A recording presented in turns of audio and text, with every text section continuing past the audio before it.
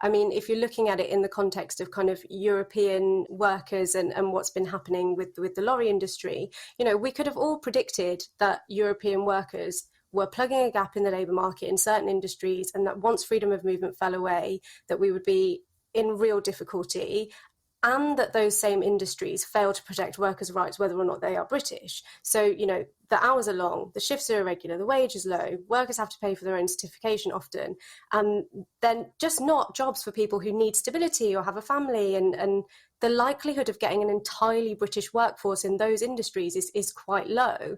But even if freedom of movement hadn't ended, labour shortages in those industries would have continued to be a problem because other European countries have taken steps to improve rights for that kind of worker.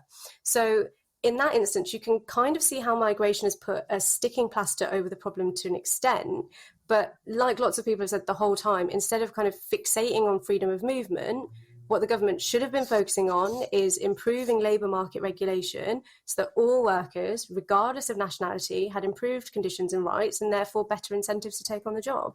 And if you look at the work of the Financial Times journalist Sarah O'Connor, the stuff that she's writing about actually what it's like being a driver of a heavy goods vehicle, the hours, the unpredictability, the fact that all the kind of hours that you actually spend sort of waiting around for work that you're not getting paid for. It's really no wonder that they're suffering a recruitment problem.